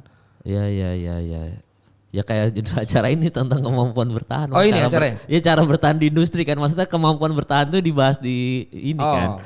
Iya makanya jadi memang endurance dan konsistensi itu penting banget. Coba bayangin pada saat itu lu ketika lu pinjam duit ke Euro dan lu bingung mau ngapain, lu balik ke orang tua, lu gak akan jadi lu yang sekarang Bang. Iya kan? Dan semua orang kayaknya memang butuh momen itu gitu guys. Maksudnya momen yang dimana anjing gue lagi terpuruk banget gitu. Nah kalau kita sadari dengan nonton podcast ini aja ya, dengerin podcast ini. Momen terpuruk itu adalah momen stepping stone-nya kita semua gitu untuk kita bangkit. Gue tuh sering bilang kadang-kadang kalau di yang ngisi seminar juga kadang-kadang Bang ya. Walaupun mungkin sotoy teman-teman mohon maaf. Tapi itu tuh kehidupan ini kan sering banyak hidup panggung sandiwara lah. Orang selalu bilang hidup ini panggung sandiwara gitu. Nah kalau kita ngomongin panggung sandiwara berarti berhubungan sama ya mungkin film, sinetron. Di film aja kita kan ada momen sebelum happy ending kejatuhan tokoh utama kalau gua ngajarin skrip kan Bang. Berarti di mana seorang Batman sudah hancur, semua ditinggalin keluarganya, dia udah nggak mungkin bisa ngalahin musuhnya, sehingga kita penonton dibuat kayak Batman nggak mungkin menang nih, kayaknya susah banget nih ngalahin musuhnya. Tapi ada satu momen yang dimana dia harus bangkit kayak Batman yang gue paling ingat The Night Rises ya, lawannya Bane gitu yang gede banget. Kan Batman-nya dijatuh dalam sumur, tapi dia harus naik ke atas supaya dia bisa jadi Batman lagi lah. Kalau salah kan gue suka salah nih kalau jelasin film ya. Tapi di situ dia bilang, kenapa kita jatuh ya supaya kita bisa belajar bangkit lagi. Dia cuma bilang kayak gitu si petuah-petuahnya lah. Akhirnya dia bangkit lagi dan akhirnya dia menang lawan musuhnya. Nah di skrip tuh selalu ada kejatuhan tokoh utama yang semua konfliknya ada di situ sampai akhirnya kalau Finding Nemo tuh anjing gua udah nggak mungkin ketemu orang tua gua gini-gini, tapi ternyata sampailah dia di atas permukaan. Kayak hidup juga, maksudnya kayak gitu bang, stepping stone-nya itu kejatuhan tokoh utamanya lu ya tadi itu. Pas lu pinjam duit lu nggak tahu mau ngapain lagi bang, kejatuhan tokoh utama. Dan yang nyakitin gua itu adalah gua udah viral Kemal. Iya udah depan udah ada ininya ya. Setelah 2006 gue mulai presenting, 2013 gue yakin itulah momen gue. Oke. Lah kok bisa tahun depannya gue jatuhin lagi? Ya, karena gue akhirnya setelah 7 tahun, gue booming juga nih. Setelah selama ini gue main sama Celebrities FC, kalau kita tur ke daerah bukan disangka selebritinya tapi asisten dimintain foto ke selebriti yang lain. Mas tolong fotoin dong. Karena kita press scooter. Gue yakin 2013 itulah momen gue. Gak taunya malah gue lebih drop lagi dibanding gue memulai jadi presenter. Kenapa lebih drop lagi? Program gue di-cut semua. Program ngajar gue juga di-cut. Gue udah punya keluarga. Lo bayangin gak Mal? Kalau lo bukan orang yang terbiasa callback dengan didikan bapak gue yang keras. Kalau gue gak terbiasa dengan terpecut dengan proof them wrong karena gue mau membuktikan. Gue akan dengan mudah, saya lanjutin maunya bapak lu deh. Gitu kan. Tapi kan gue gak begitu. Karena mental yang dia berikan ke gue udah sangat kuat. Dan akhirnya gue bersyukur kenapa bapak gue bisa sekeras itu ngedidik gue. Itu yang menurut gue membuat gue bisa bertahan. Dan bayangin kalau waktu 2013 itu bang, kan lu viral bang ya. Dan 2013 lu gak di KTV, lu gak di ini. Lu sampai sekarang gak akan punya jebret media bang. Lu gitu aja lurus. Itu. Hidup lu udah itu acara TV aja tuh sampai lu umur 50 gitu aja. Itu makanya saat temen-temen gue nih ya sportcaster selalu gue bilang lu harus punya digital. Tapi lu senengnya cuma nungguin jadwal callingan TV. Ya akhirnya menikmati yang dengerin gue doang. Justin, Ibnu, udah tuh. Itu semua lu panggil mereka kalau sampai mereka nggak bilang gua bukan gua yang ngasih tahu. Gue geplak palanya. Mereka bisa seperti itu untuk digital, gua yang ngasih tahu mereka. Karena gue tahu dari dulu mereka juga yang support gua. Pakai gue posting foto waktu ulang tahun Justin kemarin 2010 kita pergi ke Camp Nou kok. 2010. Dibayarin teman kita tuh, udah seneng banget dibayarin doang. Gue bilang ini kita gini, kita nggak tahu nih nextnya kayak gimana. Akhirnya lu cek aja ke agency, 3 top sports influencer pasti munculnya kita bertiga. Padahal dari awal udah bareng-bareng. Awal udah bareng dan banyak yang tadinya lebih ngetop dari kita di bidang ini kan. Ya terakhir. Tapi mereka nggak tahu nyaman, nggak tahu malah. Kalau gue bahasanya bukannya comfort zone, tapi lu nggak pernah kepepet berarti hidup lu. Iya, nggak pernah jatuh kayak lu tadi. Iya, karena Justin itu momennya adalah dia kan emang gitu mulu hidupnya, tapi intinya bisnis lapangannya drop, udah beli BM sama VW yang baru segala, tiba-tiba ke net pakai Avanza. Lu pakai Avanza kok sekarang? Itu juga Avanza temen gue. Pinjem gue, kenapa lo? Drop banget gue. Gue bilang lo kan unik Tin. Lo bikin dah tuh YouTube. Nah sekarang kalau dia belagunya kayak apa sampai sekarang. Tapi dia gak bisa belagu sama gue. Gak belagu untuk Coach Justin. Gue ajak masih mau bang. Maksudnya anaknya baik banget Coach Justin. Dia gak belagu. Dia gak belagu buat gue dan. Baik dia. Ya itulah yang namanya teman kan. Termasuk juga Ibnu juga. Makanya gue selalu bertiga. Ya kita yang udah sama-sama ngerti lah. Kita lagi sibuk masing-masing. Tapi anytime kayak kita callingan. Woi ayo. Ya. Kalau kata Panji, sukses hanya untuk orang-orang yang berani bang. Lu Coach Justin orang yang berani untuk akhirnya terpuruk lagi, lu berani ngambil keputusan untuk terpuruk, makanya lu sekarang derajatnya dinaikkan bang. Kan bener kalau kata spiritual kan di saat kita lagi dijatuhkan itu adalah momen dimana derajat kita mau ditinggikan kan gitu. Jadi dan itu kalau kalau kita kolaborasikan dengan kata-kata Panji, kesuksesan adalah untuk orang-orang yang berani, makanya sukses hanya untuk orang yang layak karena mereka berani. Yang tadi lu bilang, maksudnya banyak orang yang mungkin udah nyaman jadi pengacara gini-gini, apalagi kalau istrinya tadi post power syndrome, nggak mungkin tinggalin kerjaan, nggak mungkin mau diajak sayang kamu mau nggak ditinggal susah dulu untuk kita sukses gitu, kan banyak yang nggak mau bang. Nah tapi kalau dia berani, sayang terserah gimana, pokoknya aku mau keluar dari kerjaan aku karena aku mau bisnis di sini-sini. Kalau kita hidup susah selama 1 tahun 2 tahun, kamu berani nggak? Kalau dia berani, tetap berani, dia akan kayak lu bang, sukses. Karena kan terpuruk dulu, baru naik ke atas jadi jebret media bang. Tapi pertanyaan gue, how you define success? Nah itu gue pernah juga bahas tuh sama podcast Hancur tuh. Kalau gue sih sukses gue sampai sekarang beda-beda sih. Ada yang kalau kayak Patra suksesnya adalah dia bangun pagi masih ngaceng, berarti dia sehat. Ya kan kayak simple, oh masih ngaceng nih gue, berarti sehat. Kalau gue bang jujur aja. Gue boleh atur lagi gak? Boleh nanti gue mintain bang, kalau gue tuh berarti sukses itu ketika gue udah gak mikir uang lagi sih rekening gue udah gak mikir kayak ya gitu bang, mungkin gue mikir gue gimana ya, jadi uang tuh udah santai, gak ada masalah finansial apa-apa, kayaknya itu sukses buat gue deh. Bangun tidur tuh udah bisa pinjam duit kayak gini, sok gue pinjemin, kayak gitu tuh kayaknya menurut gue udah sukses deh. Berarti masih cetek. Iya kayaknya gue cetek bang, maaf nih bang. Kalau lu apa bang define sukses? Karena bang? Sukses yang orang udah financially secure itu semua orang sama mal. Oke. Gitu. Tapi ketika lo punya cicilan dan tiap bulan lo bisa penuhi itu tanpa terlambat, itu udah sukses. Oh itu udah sukses ya? Kalau menurut gua.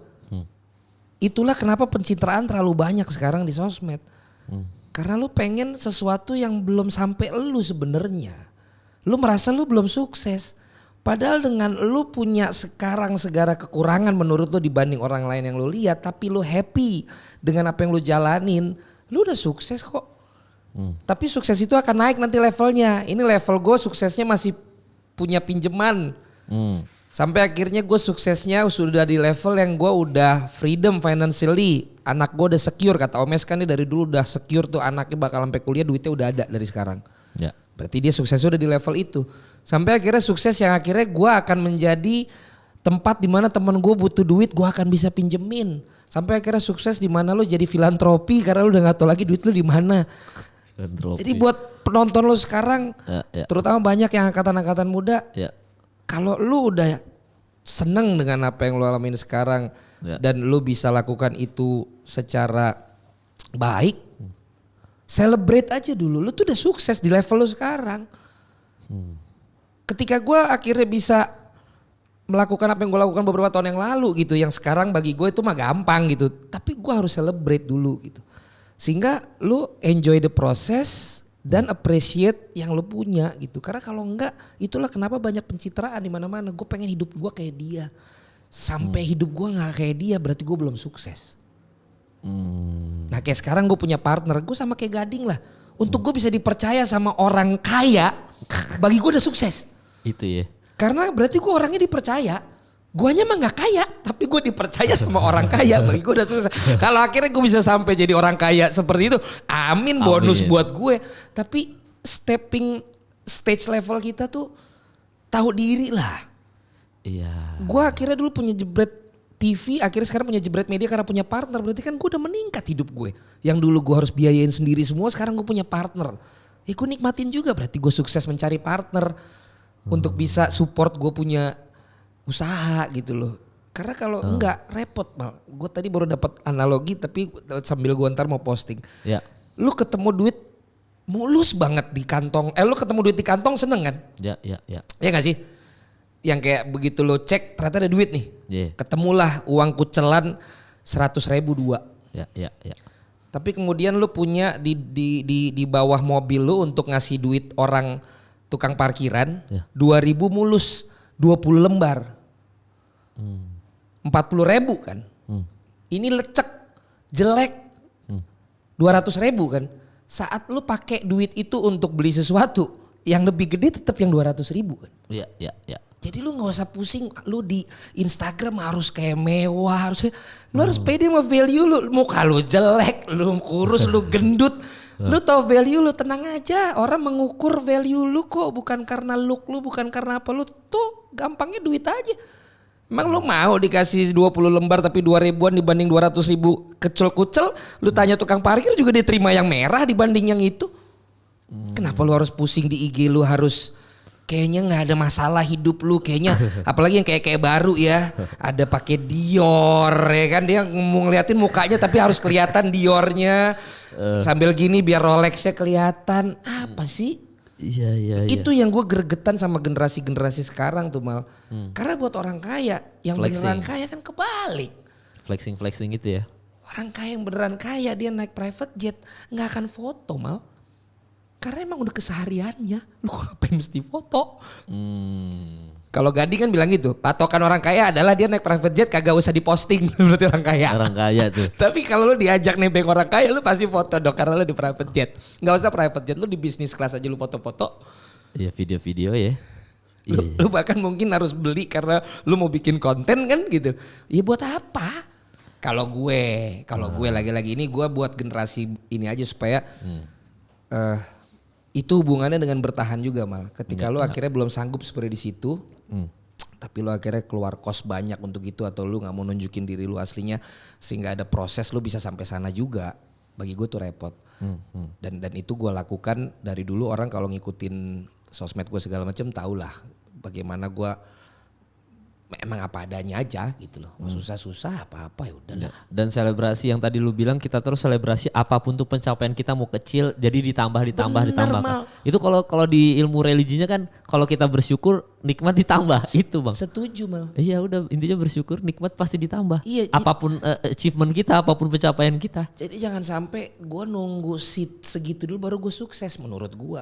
Karena kan Etienne lu gak pernah tahu juga lu sampai berapa lama. Umurnya gitu, jadi lu celebrate aja dengan yang lu sekarang gitu. Iya, kita nggak tahu umur kita berapa. Kalau kita masih ngerasa tidak bersyukur, kita akan meninggal dengan penyesalan Bang.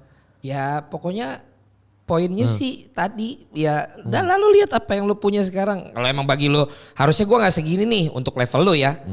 Ya lu kerjain sampai di level lu dulu deh. Nggak usah yang terlalu gimana banget gitu. Makanya menurut gua nih karena lu suka juga nyerempet kan. Cek. Iya. Ada Bang. Oh ininya headphone-nya ya. Karena lu suka nyerempet, kenapa akhirnya banyak korupsi? Ya. Kenapa akhirnya banyak flexing? Kan karena itu tadi sebenarnya. Kalau lu emang udah terbiasa dengan orang tahu lu segitu, ya udah gitu. Korupsi apa sih intinya kan lu pengen punya yang lebih terus kan? Ya. Dan kalau standar hidup lu sudah segini nggak mungkin lu turunin, harus naik terus. Dan gue bersyukur sekarang gue kenal orang-orang kaya gitu. Yang udah nggak akan dia pikirin sampai berapa turunannya gitu. Dan bukan duit lagi isunya. Mereka sendiri nggak tahu kok duitnya ada berapa banyak sebenarnya secara fisik. Tapi bagaimana dia bisa akhirnya mulai bantu orang menemukan cita-citanya, punya teman ngobrol yang apa adanya. Itu jadi malah momen langka yang mereka cari. Iya.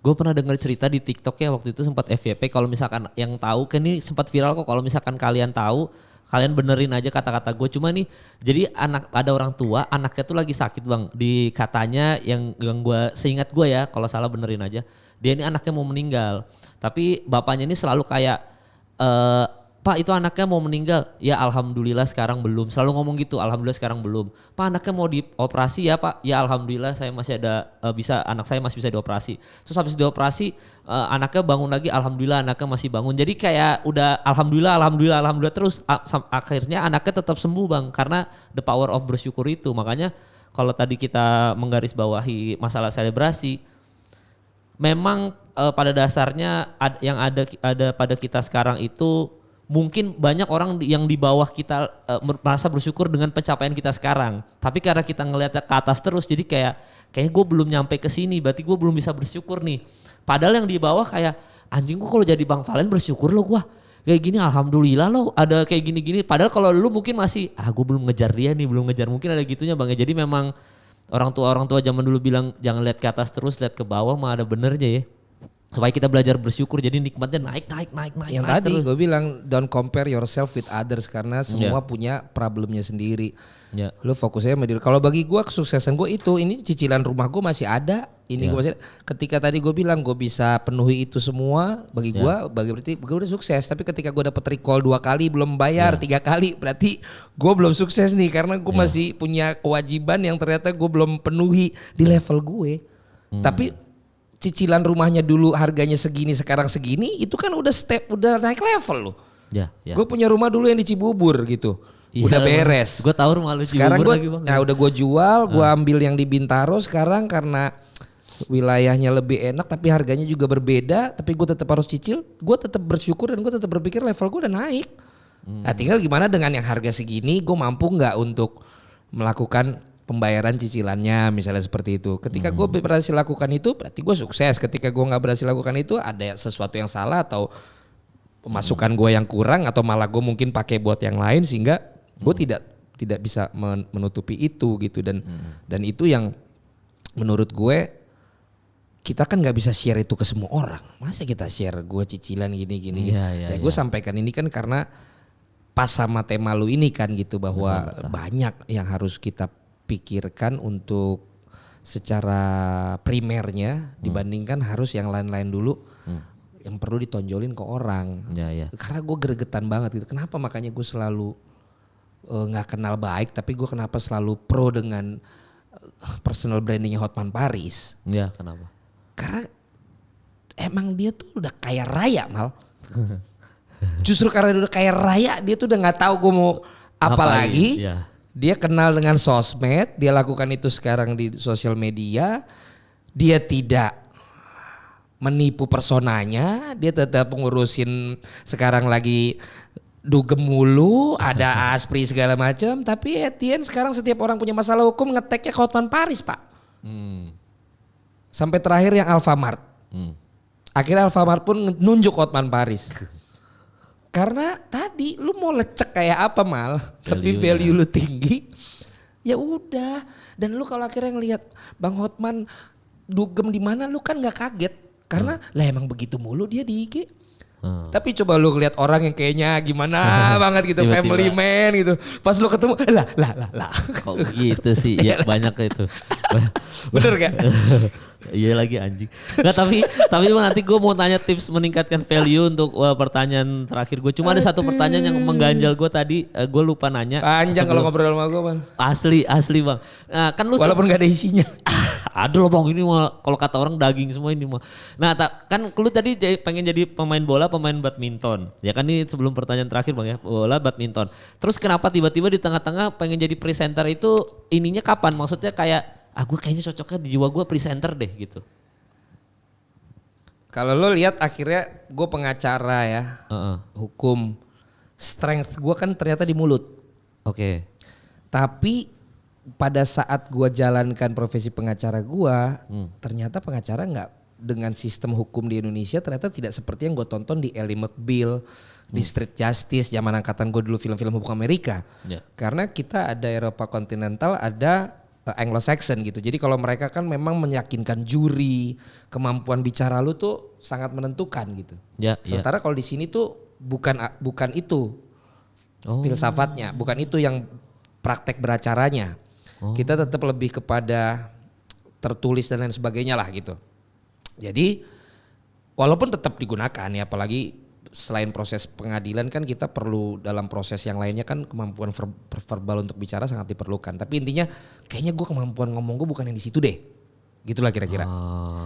Gue sempat waktu kuliah ada Antv bikin casting di Mall Pasir Koja tuh. Pascal, gue ikutan ya, pakai baju beli baju dari baju bekas tuh gede bagi, gue inget banget tuh.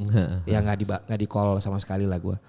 Terus gue akhirnya singkat cerita gue nongkrong sama anak Big Reds, yang dua yang diajakin malah nggak diterima, gue nih karena lagi di situ ikut diajakin juga malah gue keterima. Nah kalau ditanya kapan momennya, ternyata Mal selain gue gila bola, jadi gue sering pulang dari sekolah itu kalau jam 5 tuh gue kalau nggak main di kampung gue di Serengseng, gue main di anak-anak panti asuhan di sekolah gue. Oke. Tapi pas bener-bener pulang sekolah gue masih pakai seragam, gue tuh sering main pakai bola pingpong sendirian di rumah gue, tendang-tendangin ke tembok, ceritanya bikin gawang 1, gawang 2, main sendiri, terus gue sambil ngomentatorin. Wah. Terus ada half time-nya, gue sambil ngomong gimana Bung Ropan, gimana ini? Kayaknya kalau dibilang gue ketemu rockstar gue adalah waktu gue satu frame pertama kali sama Ropan. Karena itu dulu kerikol waktu gue kecil, gue sering pakai bola pingpong, belaga jadi komentator, terus ada ngobrol-ngobrol half time-nya. Bener-bener di situ akhirnya oke, berarti ternyata purpose of life gue bukan jadi atletnya, tapi jadi komentatornya. Dan kalau bidang hukumnya gue bisa pakai buat perlindungan pesepak bolanya. Akhirnya relate semua. Oh, akhirnya jadi satu kesatuan ya. Apa sih istilahnya? Akhirnya tuh? jadi satu kesatuan. Law of attraction kalau kata orang-orang. Ada bukunya Law of Attraction ada. Ya, gitu-gitu. Apa yang lu inginkan akhirnya menujunya ke situ juga. Itu sempat bukan sesuatu yang gue ingat, tapi begitu gue dapet pertanyaan itu gue keinget, tapi dulu selain gue pengen jadi pemain bola dan badminton, gue juga sering mempraktekkan itu gitu loh. Dan ternyata yang kita nggak ngeh itulah yang akhirnya jadi profesi kita. Jadi hati-hati dengan hal yang lo anggap kecil tapi lo senang sekarang.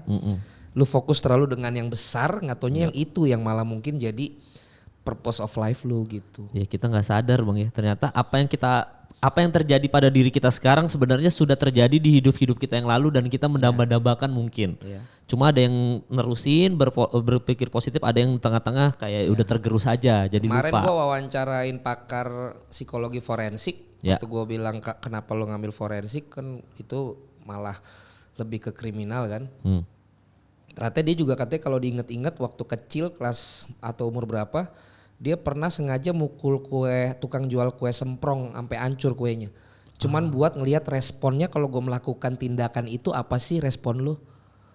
Dan akhirnya itu dia ingat menjadi momen emang ternyata kenapa akhirnya gue sekarang jadi psikolog forensik. Ternyata waktu kecil dulu gue tuh udah pernah statement itu gitu loh, bahwa gue tuh seneng mau melihat reaksi dari sebuah kejadian. Oke. Nah sama gue, yang gue ingat selalu jadi pemain bola sini. Tapi ternyata gue pernah mempraktekkan, gue tuh jadi komentatornya dan ternyata mungkin hidup gue bukan jadi pemain bolanya, tapi jadi komentatornya dan pengacaranya pemain bola gitulah kira-kira. Gue belum kepikiran sih waktu kecil gue ada momen-momen sampai gue bisa jadi kayak sekarang. Ya kan gak mesti dipaksain. Iya kan gue jadi mikir kayak ada gak ya, ntar gue kayaknya habis selesai podcast gue mikir sih apa sih yang gue pikirin waktu kecil. Kalau lo beberapa kali ngomong lebih ke spiritual, sebenarnya ini juga lebih spiritualnya adalah ini kalau jawaban spiritualnya ya, apapun agama lo. Ketika what motivates you dengan hidup profesi lo sekarang. Itu adalah jawabannya apa? Lu fulfill gak? Apa ya fulfill tuh? Ya hati lu terpenuhi dengan kegembiraan pekerjaan itu ya? Lu fulfill gak? Karena kalau lu fulfill, yang pertama lu gak dibayar pun lu seneng. Ya. Yang kedua, kalau lu fulfill, lu gak akan hitung-hitungan. Lu akan lebih banyak contribute dulu.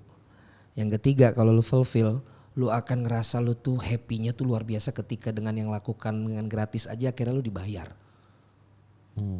Jadi lu akan menghargai setiap value dan kenaikan value lu dalam profesi lu.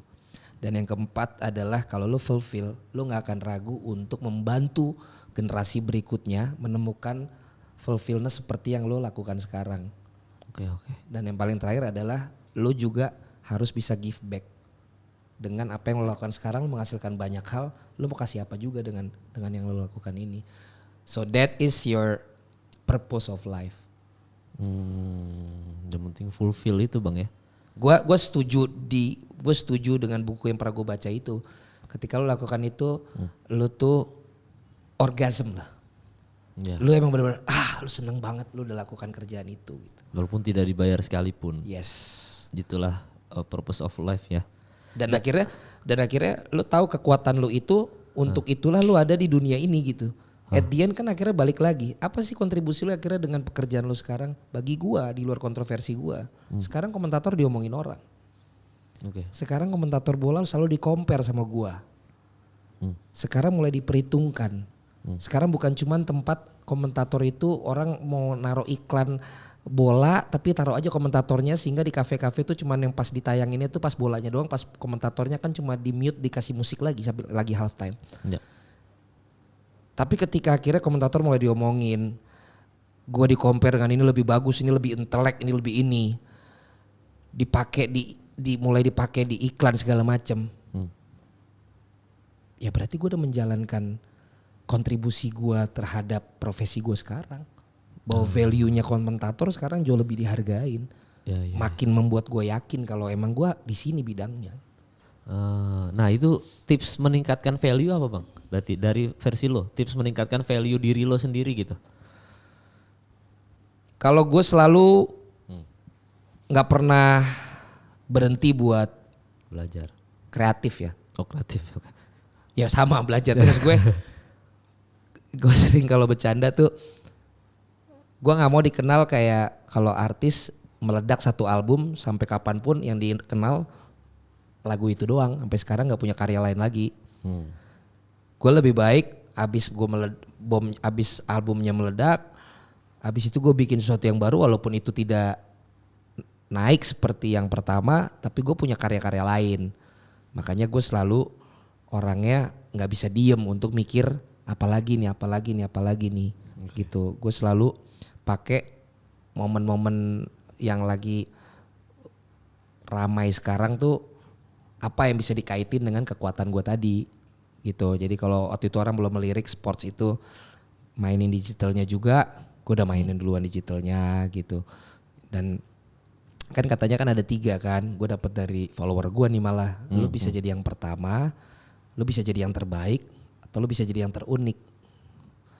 Nah gue jatuhnya nih yang terunik untuk yang komentator, karena gue yang pertama komentator, apalagi dulu Samba segala udah ada. Yang terbaik gue selalu bilang kalau suara dan sebagainya itu Rendra. Tapi yang terunik ya gue harus kejar di situ yang terunik gitu. Nah, tapi ketika gue jebret media, gue bilang adalah platform digital sports pertama. Karena gue yang mulai duluan. Itu yang pertama. Jadi untuk meningkatkan value lu harus main di 3 itu dulu, di 3 itu juga yang harus bisa lu tentuin gitu. Lu yang lu lakukan sekarang, lu mau jadi yang mana nih? Yang pertama, yang terunik, apa yang Ya, ini apa yang satu lagi gitu. Ya. Ketika lu udah tahu, lu bisa tahu ini berhubungan dengan positioning. Ya. Jadi untuk meningkatkan value lu harus tahu branding lu mau main seperti apa, lu harus tahu positioning lu ada di mana. Dan yang ketiga adalah meningkatkan value lu harus memperhatikan market. Oke. Karena once lu paksakan market lu dengan yang lu pengenin tapi nggak kemakan di mereka, kalau emang lu pengen dapet dalam tanda kutip cuan, ya lu nggak bisa paksain. Tapi kalau emang lu idealis doang, terserah mereka mau terima apa enggak, yang penting gue begini, ya silahkan aja. Jadi balik lagi tergantung goalnya juga gitu. Gue setuju dengan ya branding, positioning sama apa satu lagi differentiation juga sangat penting gitu. Yang terunik yang pertama yang itu ya. Balik lagi ke situ juga, dan itu mungkin bisa beda-beda Mal. Lu sebagai YouTuber lu yang mana? Lu sebagai profesi lu yang lain lu yang mana? Karena kan nggak sama semua di tiap profesi gitu. Kalau yang pertama turunannya apa? Akan banyak, kedua, ketiga, keempat. Apa yang harus lu lakukan supaya lu survive? Kalau lu yang terbaik, akan banyak yang baik-baik ini juga mencoba merebut yang terbaik ini. Apa yang harus lakukan? Kalau jadi yang terunik, akan banyak tuh buat jargon-jargon lain selain jebret untuk juga mendapatkan keunikan yang lain. So what you gonna do gitu. Jadi kalau bahasa gampangnya adalah the best is yet to come sih. Jadi lu emang lu harus bersyukur, tapi lu jangan pernah merasa puas. Karena lu nggak pernah tahu yang ada di yang pengen ada di kursi kita sekarang, yang ada di spotlight ini berapa banyak gitu. Dan berapa banyak ini ada yang kemampuannya bisa lebih baik dari lu, ada yang finansialnya lebih kuat dari lu, ada yang kreativitasnya lebih banyak dari lu. Tapi lu tetap jalan terus mengikuti market sama gak pernah alergi dengan perubahan, Gue yakin lu bisa naikin value dan lu bertahan. Orang yang alergi dengan perubahan itu menurut gue yang paling sulit untuk bisa bertahan karena kita nggak pernah tahu. Makanya kan ada yang namanya disrupsi kan, buku Renald Kasali itu. Brand Nokia tuh nggak salah apa-apa kan, Ya. BlackBerry nggak salah apa-apa, Ya, tapi tiba-tiba iOS sama Android ya menguasai pasar aja udah. Sebenarnya mereka nggak melakukan blunder apa-apa gitu. Tapi ya itu zaman udah berubah. Tapi mereka nggak siap-siap, ludes. Sama kayak kita personal, kalau Panji indepreneur lah. Kalau lu juga pikir lu udah aman, lu udah nyaman, selesai Pak. Dan kita nggak bisa komplain karena banyak banget yang akan nyalip dan lain sebagainya gitu. Jadi nggak gampang bisa bertahan untuk hal-hal yang orang anggap lu sih enak udah settle, nggak gampang. Banyak kok yang tiba-tiba hilang kan banyak. Banyak. Yang viral terus habis itu dia nggak tahu mau ngapain, ya dia keruk lah sementara waktu, habis itu dia hilang. Karena tidak beradaptasi tadi Bang ya. Nggak mau berpikir kreatif untuk adaptasi. Iya, karena nggak bisa sama terus, makanya gue salut lah Abdel. Dia bukan generasi kita lagi kan, tapi dia tahu bahwa market nih memainkan YouTube, memainkan konten IG-nya, dan gue pernah wawancara dia juga, dia diakui dia terlambat karena tidak menyangka migrasinya akan sebesar itu ke dunia digital. Ya. Tapi dia sama kayak Justin, udah senior tapi dia nggak malu untuk, bukan gue banget, bukan generasi dia banget, tapi gue nggak malu untuk, tapi gue punya value kok gue bikin aja. Gue selalu salut lah orang-orang seperti itu. Karena orang banyak kalau yang senior kan gitu kan, udah bukan zamannya gue lagi gitu. Tapi ternyata banyak contohnya yang bukan zamannya dia tapi dia tetap bisa. Kenapa? Bukan karena mampu nggak mampu, tapi kan mau nggak mau. Dan orang-orang senior yang gue bilang tadi itu mau, dan gue respect gitu. Justin sekarang nomor 1 di digital YouTube bola. Nggak bisa enggak. Gue pastikan di nomor 1, baik dari sisi harga, viewers, knowledge sama permintaan. Enggak, knowledge mungkin banyak yang bisa sama dia. Ya, oke, benar. Tapi unik kalau dia. Ngeyel sama songongnya itu kan uniknya dia. Mama Dede sama Ustadz Maulana banyak yang knowledge-nya lebih dalam mungkin Mal. Ya. Tapi top of mind orang kan mereka. Ya. Masalah knowledge kan bisa diperdebatkan. Tapi uniqueness ya. Kaseto, psikolog anak. Lo tanya coba di dunia psikolog anak. Banyak. Menurut psikolog anak yang lain dia bukan yang paling pinter. Oke. Belum tentu. Tapi top of mind orang tetap dia. Salah nggak dia? Enggak dong. Berarti yang lain nggak melakukan atau nggak mau melakukan itu, Kaseto lakukan itu. Malah sekarang makin banyak iklannya. Iya. Bertahan berapa lama Kaseto? Malah sekarang di iklan brand-brand gede. Dengan apa yang lakukan sekarang. Makanya gue selalu bilang gue bukan yang terbaik dan gue bukan yang pertama. Tapi lu yang unik. Tapi gue yang unik dan harus gue pertahankan terus dengan karya-karya gue yang lain lagi. Karena kalau enggak lu gak bertahan juga, repot. Dan alhamdulillah puji Tuhannya, ya sekarang bisa ditanya kalau misalnya top of mind in a positive or negative way, siapa komentator bola? Itu mungkin Valentino Simanjuntak gak banyak, tapi kalau Valentino Jebret orang pada tahu, termasuk nggak alergi dengan diversifikasi menurut gua. Makanya gua kan mencoba sportainment. Makanya gua ajaklah teman-teman komika, gua bikin stand up olahraga sebagai turunan dari olahraga yang biasanya dilakukan di TV kan. Karena kan gue punya kegergetan TV nggak mau bikin program-program magazine atau olahraga lagi karena susah jualannya katanya, sama penontonnya dikit. Nah mumpung ini YouTube, gue berani lakukan itu. Dan sekarang ada yang partner gue juga yang bisa support, misalnya belum ada iklan dulu tapi bisa support dulu lah cost-nya gitu kan. Dan ya suka nggak suka sekarang yang seperti gue mulai banyak nih YouTube olahraga. Iya. Tapi kan berarti udah mulai dilirik, oh olahraga udah mulai bisa ini nih gitu. Dan ya gue nggak akan berhenti gitu untuk itu gitu. Cara lu bangkit dari kontroversi lu kemarin apa Bang? Cara bangkit, kan lu sempat diserang karena komentator atau apa, cara lu supaya ini bisa jadi motivasi yang lain juga kalau misalkan kena masalah kayak kontroversi atau apa, lu tahu cara bangkitnya gitu. Kalau versi lu apa bang? Cara bangkitnya apa? Sebenarnya ada dua ya kontroversi. Maksudnya kalau yang pertama memang kita tahu kita salah. Ya, ya. Bagi gue selalu ada ruang untuk kita bisa mengevaluasi dan kita muncul lagi dengan seseorang atau gaya yang kita tahu kita nggak seperti yang dulu. Tapi nggak usah berhenti gitu maksud gue. Dan lu akui lu salah. Karena udah terbukti ketika akhirnya lu terus melakukan hal yang berbeda dan lebih baik, masyarakat Indonesia mau kok memaafkan. Okay. Tapi kalau emang lu udah perhitungkan itu dan lu tahu bahwa lu nggak salah gitu. Ini hanya sebatas persona dan personal branding lu aja. Bagi gua jangan baca semua komen lah. Oke. Gitu. Lu show me your friends then I'll show your future katanya kan. Ya lu lihat aja orang-orang yang support lo itu orang-orang yang kompeten juga gak sih di situ gitu. Kalau ternyata yang support lo adalah orang-orang yang kompeten juga di bidang lo yang jadi kontroversi itu, lu temenan dan ngobrol sama mereka-mereka aja udah. Karena toh yang paling tahu profesi itu kan mereka. Kalau yang komen-komen itu kan cuma tahu doang gitu. Bukan tahu doang, cuman lihat dari luar doang.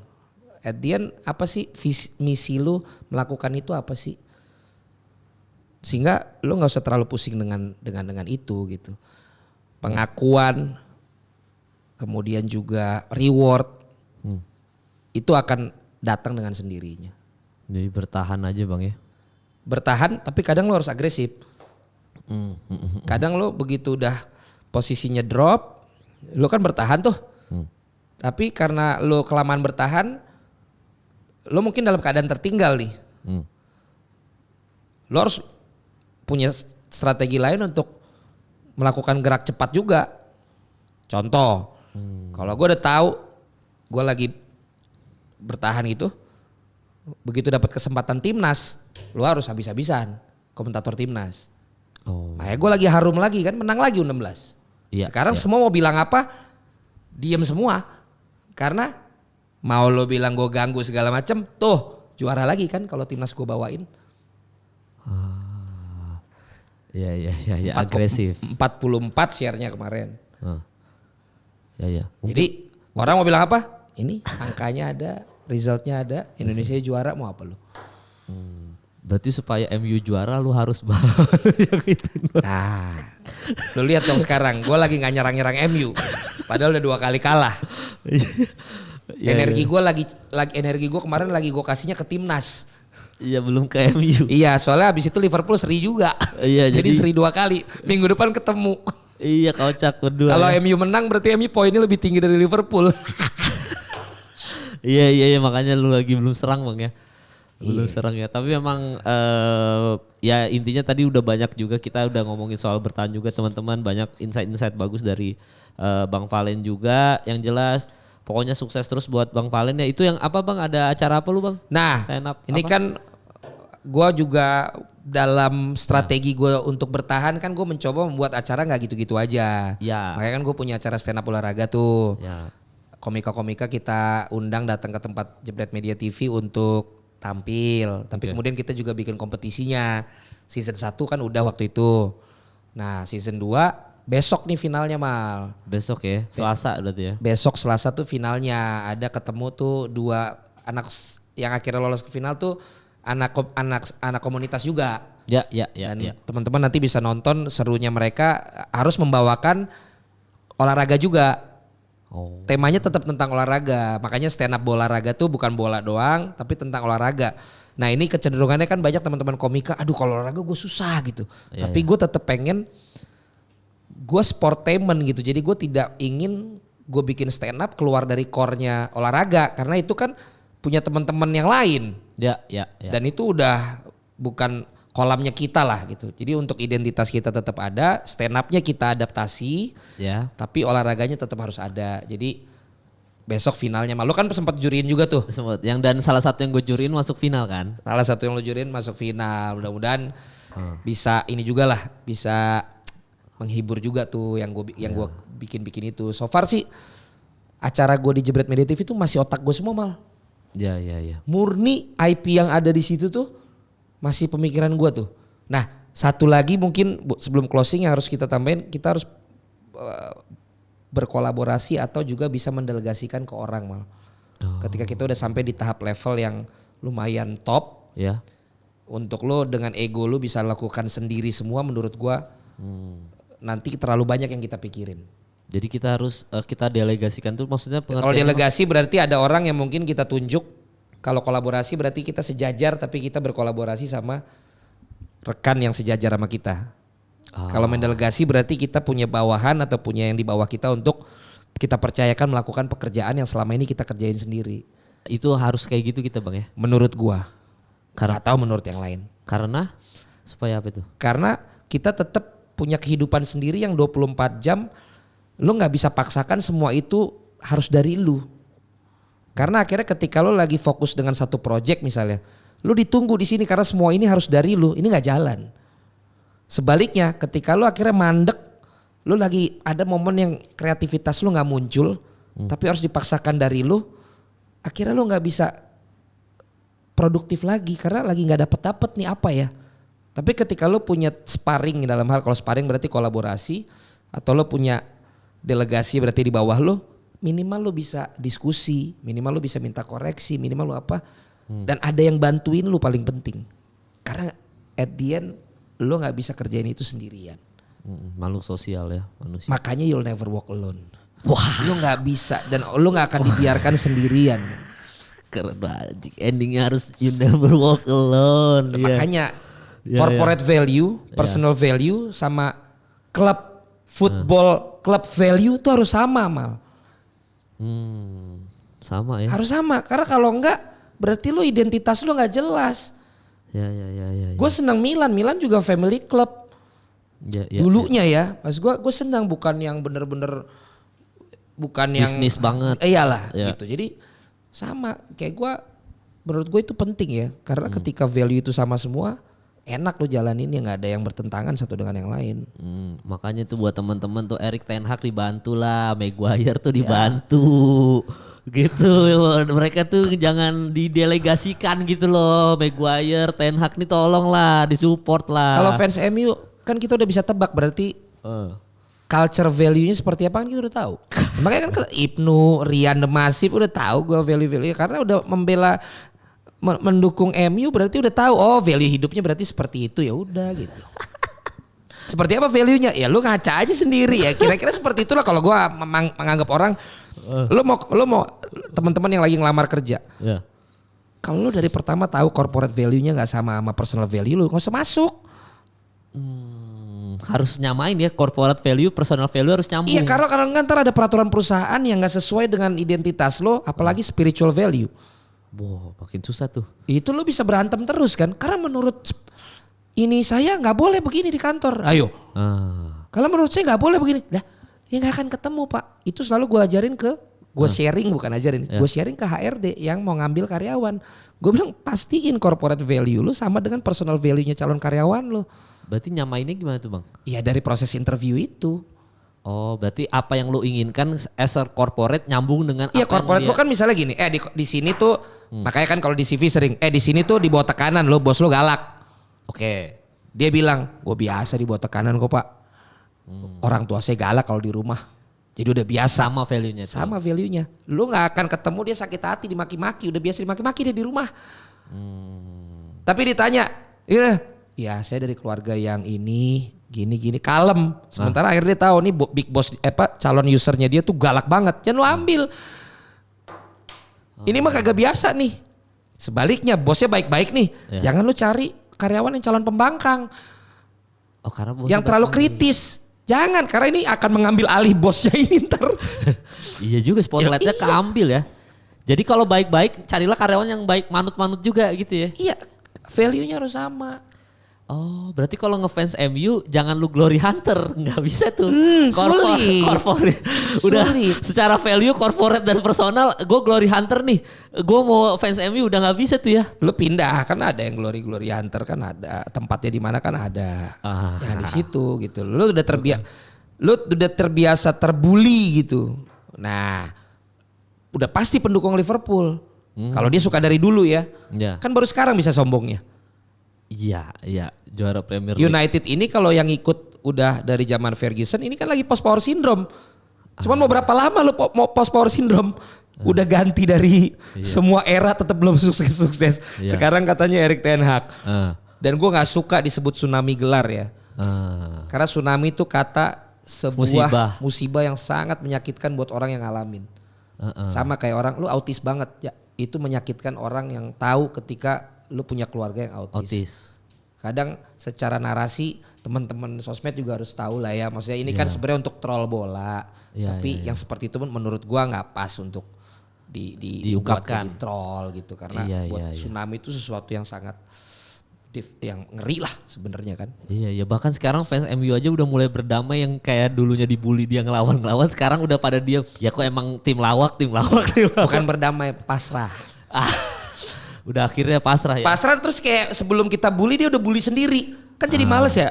Iya. Sengaja dia supaya daripada ntar gue diserang. Jadi gue mendingan ya, kayak komika kan. Dia jadikan itunya dia sendiri aja gitu. Atau kayak Eminem di film 8 Mile sebelum si rapper sebelahnya nge-roasting dia roasting dirinya dia dulu. Mendingan jadi begitu. Mungkin kalau menurut Tapi ingat buat fans MU nih, buat menutup podcast kali ini bersama Bang Valen, dan terima kasih buat Bang Valen udah mau datang. Tapi buat menutup nih guys, ingat buat fans MU ini kan lagi era, ingat nggak Bang Valen tuh pernah minjem duit terus dia terpuruk banget, dia nggak tahu mau ngapa-ngapain lagi sampai akhirnya dia naik. Fans MU bersabarlah, ujian dulu nih, turun dulu sampai nanti yang paling jelek, sampai mungkin degradasi. Nah baru itu adalah momen kalian untuk bangkit teman-teman MU ya. Jadi semangat, tunggu sampai degradasi dulu, baru kalian bisa juara Premier League. AC Milan aja nunggu 11 tahun kok, kita juga pernah turun terus. Tapi bisa akhirnya, karena ingat tadi hidup itu harus ada stepping stone. Stepping stone-nya MU ini sekarang, degradasi. Ya Bang ya, kayaknya itu dulu kali Bang tuh Bang. Siap. Ya pokoknya thank you. Yang ngomong Kemal ya, bukan gue. Ya sekali lagi mohon maaf MU itu kalau dari kesimpulan dari yang kita bicarakan tadi. Nah yang ngomong Kemal bukan gue. Kesimpulan gue adalah yang tadi, bukan yang Kemal. Ya, pokoknya begitu fans MU, kita baik-baik aja ya, karena kita kan sesama setan merah nih ya, AC Milan juga kan gitu. Bisa lah 11 tahun aja bisa Scudetto lagi kok. Walaupun banyak yang bilang, Scudettonya dikasih. Enggak, gue percaya proses. Milan udah ngelewatin stepping stone-nya mereka, jadi sekarang udah aman. Jadi Bang Valen sehat-sehat terus buat fans MU, damai-damai. Kalau ada yang salah dari omongan gue sama Bang Valen selama episode ini, mohon maaf karena sekali lagi ya manusia ada tempatnya salah. Jadi kalau ada yang salah atau informasi yang harus dibenarkan, langsung kalian benarkan aja karena netizen adalah maha benar Bang. Jadi biar mereka aja yang membenarkan omongan kita yang salah. 1,5 jam. Iya makanya. Pantesan aja. Oke. Ya oke lah kalau jalan. Sampai bertemu lagi di episode selanjutnya.